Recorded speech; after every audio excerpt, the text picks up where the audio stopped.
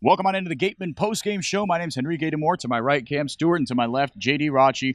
Tough one for Wareham today. They dropped one 4-3 to the Cotuit Kettleers. First loss of the day, or first loss of the year, I should say, against Cotuit. And it was smooth sailing for a bit. There was a low-scoring affair. Both pitching staffs showed out really well, but in the end, it was a base knock in the 10th inning that brought home the fourth run for Cotuit and a comeback victory for them. But McGregor Hines impressed, and the pitching staff, honestly, was pretty darn good. Yeah, McGregor Hines had a great debut start for the Gatemen, 3 scoreless for him. And we saw Zach Hart out of a long relief appearance that we haven't really seen him come in this year. He's usually one of those high-leverage, late-inning guys, kind of worked in that closer role as well. But today he was pretty good, gave up a run, but after that set down 9 in a row, mixed in 3 strikeouts in that span as well. He had the changeup going better than I think we've seen him had it going all year this year for Zach Hart tonight. So he was pretty impressive.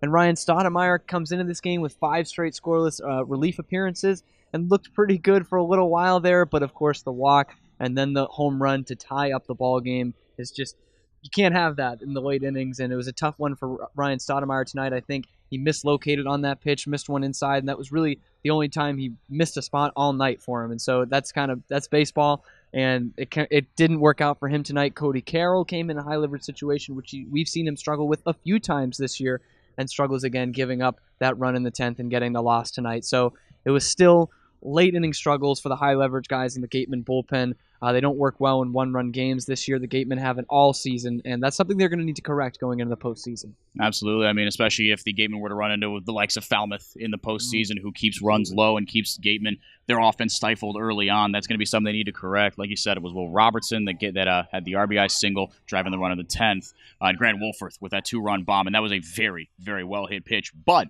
the Gatemen offense, also some positives to take away, definitely. Yeah, there were. The top of the order was great once again. Everybody at the top of the order. Isaac Collins led off. He had 3 hits.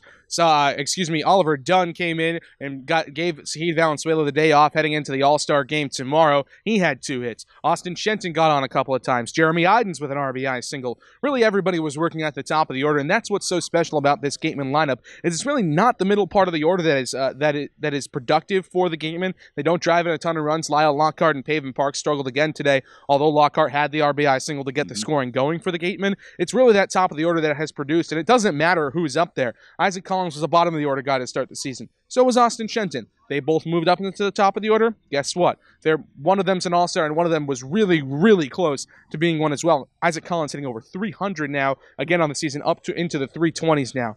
Then you look at the middle part of the order. That's where the struggles really came from for the Gatemen today. Pavin Park's 0 for 5. He has got to get the bat going in the middle part of that order. He is your DH. He is literally there only to hit. He needs to start hitting a little bit better if the Gatemen want to be making a long postseason run, because this Gatemen lineup doesn't have the pop. We talk about it a lot. There's not a lot of home run hitters or extra base power on this team. No extra base hits today for the Gatemen after 2 yesterday. So Pavin Parks has to turn it around with a big surprise of the day. Not even surprise, but the big guy that most impressed me today was Luke Roscom.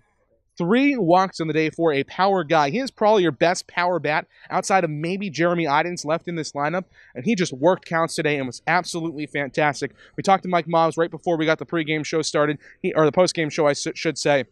And he said he's just seeing the ball well, and he likes the way he's taking those pitches too. It's not like he's checking his swing and he really wants to hit him. He's taking them all the way. He's looking them in, and he's really understanding how the pitcher is trying to pitch to him and how the umpire is going to call balls and strikes. Luke Roscom really impressed me today, but the top of the order was really the best part of the Gatemen lineup once again for the Wareham Gatemen tonight. I know we're really excited to see Luke Roscom finally get a hold of one and show the power that we know he has. He demonstrated in Nebraska and in Duluth last summer as well for the Huskies. He was that 4-hitter, right? He was that power bat, and he hit for average as well. He sprayed it to all parts of the field, but he is that power dead-pull lefty bat that I think if he shows up in a big way, could help the Gatemen as they make their postseason push. But like you said, JD, Isaac Collins, another great day. 3 for 5, pair of runs for the Creighton Blue Jay, who in his game against his roommate and best friend on Creighton, Will Robertson, got our player of the game honors. He got to talk to Mary Orders after ball game. Thanks, guys. I'm here with tonight's player of the game, Isaac Collins. Now, Isaac, you went 3 for 5 with 2 runs. What was working for you at the plate tonight? I don't know. It's just one of those nights, after that first at-bat, I had a hard hit to right field. I just kind of felt good at the plate tonight, and it's just, baseball is a weird sport, but one of those nights where you just feel good at every at-bat. And what pitches were you seeing from them tonight? I saw a lot of fastballs, but I saw just about every pitch, but I was hopping on that fastball first pitch most of the time. And you didn't get the win out here tonight, but your college teammate and roommate, Will, did. What's it like to be back on the field with him? It's cool. I mean, we both played right field tonight, and we both led off for our team, which is kind of weird, but it was cool. I left some seeds for him out in the outfield after one of the innings. He didn't like them. I guess he doesn't like ranch seeds, but I still left him a little present for him. Did he find them? Yeah. I left him out there for him. He found them, but he didn't take them because he doesn't like them. That's kind of mean. Yeah. Well, it's your 21st birthday tomorrow. Unfortunately, you won't be in the All-Star game, but are you doing anything fun to celebrate? Just enjoying my day off. 2 days off, actually, because we have the next day off, too. But, yeah, just resting up, getting ready for the last stretch of the season. Isaac, thanks so much. Guys, back to you. Thank you to Marion Isaac Collins, our player of the game today. Great day for him. All-Star snub going into the All-Star game tomorrow at Harwich, as we all think here on the Gatemen Baseball Network, but an off day for him as he won't be going. But 5 out of the 6 guys who were named Gatemen All-Stars will be headed to White House Field tomorrow to show out against the East Division. Yeah, 3 starters in terms of position players in the West Division for the Gatemen. It'll be Austin Shenton at third, Sahid Valenzuela at shortstop, and Jeremy Idens in center field. All will be starters in that game at White House Field tomorrow. Then you got 2 arms coming out. Ryan Garcia, the right-hander. We're not sure exactly who the starter is going to be. He's been a starter this year for the Gatemen, but as we all know with All-Star games, he will likely come out of the bullpen. There's a much better chance that he comes out of the bullpen than that he starts. Then you got Easton Lucas, the left-hander out of Pepperdine, who will also come out of the bullpen at some point tomorrow for the West Division team. Should be a good one. The West Division has been much better than the East Division in terms of top to bottom, so you should expect, at least with the quality of players that the West Division has, especially the quality of pitching they have, with a lot of Falmouth guys that will also be pitchers in that All-Star game, they should have the upper hand, but who the heck knows? AL certainly had the upper hand this year in the All-Star game, but it ended up coming down to extra innings, and it ended up coming down to just a couple of home runs between the AL and NL. So really, you don't know what's going to happen. It's an All-Star game. These guys are going to go out, have a ton of fun. And Isaac Collins, probably not that upset that he wasn't an All-Star. He probably deserved it, but he's got his 21st birthday tomorrow. Yep. He has got some things to celebrate, and he will be having a good time tomorrow afternoon. Absolutely. And going forward, the Gatemen do get the day off, at least most of them do. And then on Monday, another off day before Tuesday, the Gatemen head to Dunkin' Donuts Park in Hartford to take on YD for the final time this year. Not quite Fenway Park, but they get to play at a minor league park, and we get to broadcast from a minor league park, so that's fun for us. Yeah, it's going to be a fun one here on Tuesday, and I'm willing to bet at least one guy from either of these 2 teams will be playing in that park sometime in the next 2 or 3 years. So it is starting to get used to those kind of ballparks and this kind of an early start time for them. 12:30 on a Tuesday. That's not something they're used to either at college or here in the Cape League. So this is going to be quite an adjustment for both teams. It's a long ride for both of us.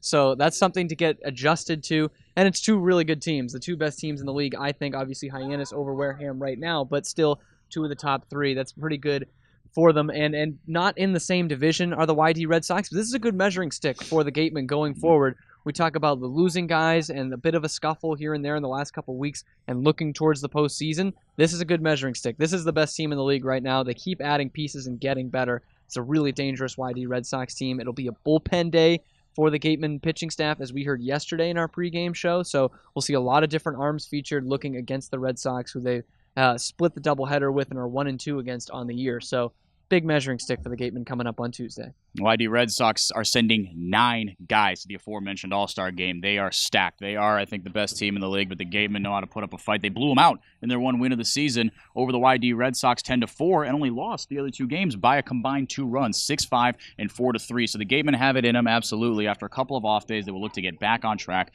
against the Red Sox. Once again, your final from Spillane Field tonight, Cotuit 4, Wareham 3, winners in 10 innings. For JD Raucci, for Cam Stewart, I'm Henrique DaMour. Thank you for watching.